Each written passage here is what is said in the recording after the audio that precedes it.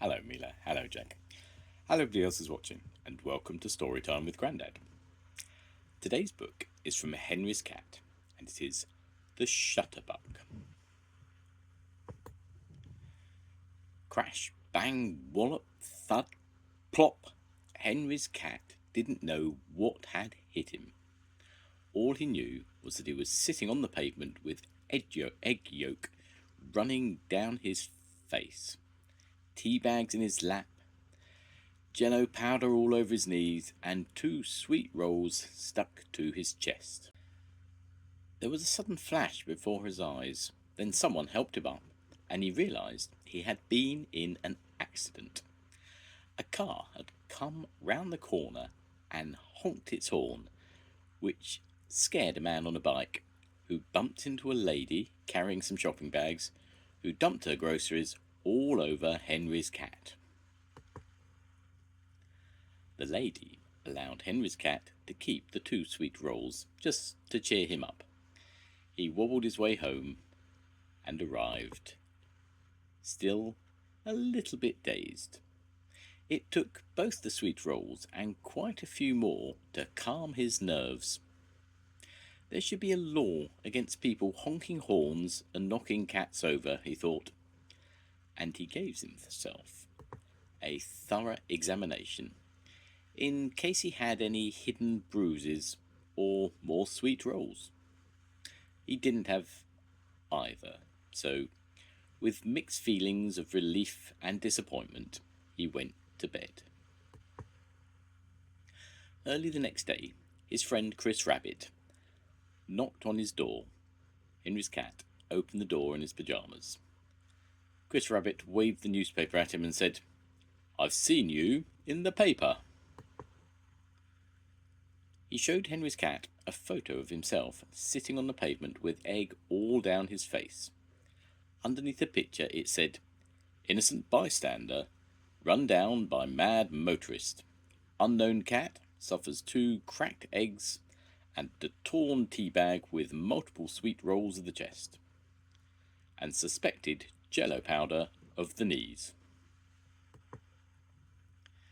Henry's cat realised that the flash before his eyes had been a photographer taking his picture.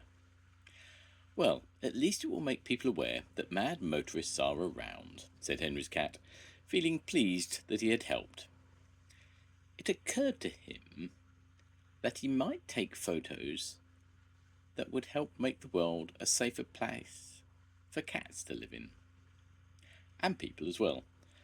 But cats didn't drive cars at people nearly as often. He immediately went up to his attic and looked in his grandfather's trunk.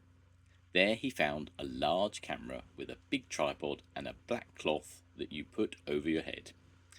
He didn't have any film, but he could practice without it. All he needed now was to find some accidents. Maybe he could just ask people if they intended to have an accident today, and then stay with them until it happened.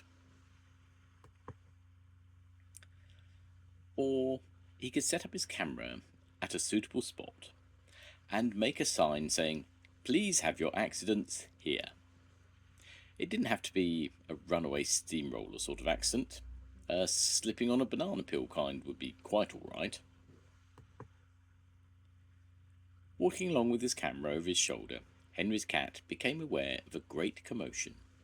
His 6th sense told him that this could be an accident. He looked up and saw a crowd of people gathered around 2 pushcarts. One sold hot dogs and the other sold ice cream. The men who owned the carts were having a big argument about whose pushcart should be in that spot. It did not take long for the accident to happen.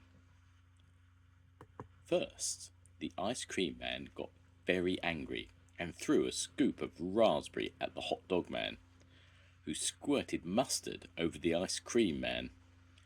The hot dog man threw a bun filled with sliced onions, and the ice cream man retaliated with a lemon popsicle. Henry's cat waited with his finger on the button. Officer Bulldog arrived and said, "What's all this?" and got a scoop of vanilla ice cream right in the eye, followed by 2 hot dogs and a blob of ketchup. Trying to get away, Henry's cat got knocked down. He staggered to his feet with the black cloth still over his head and walked right into the road.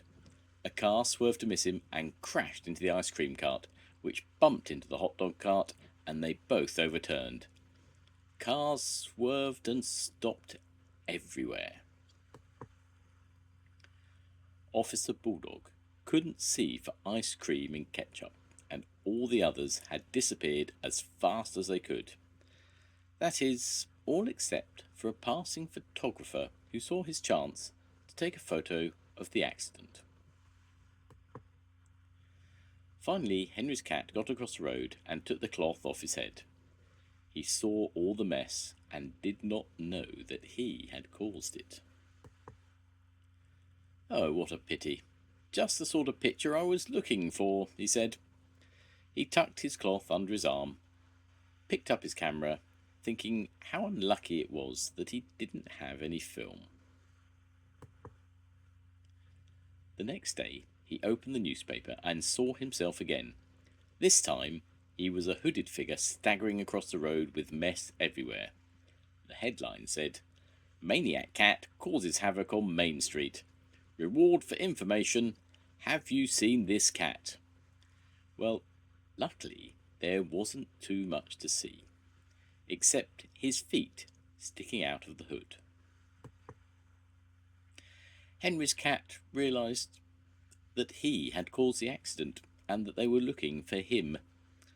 "Oh dear, in this case, no news is certainly good news," he said, and he pulled the curtains before creeping up to bed and hiding under the blankets for the rest of the day. The end. Goodbye, Mila. Goodbye, Jack. I'll see you soon. Goodbye, everybody. Bye.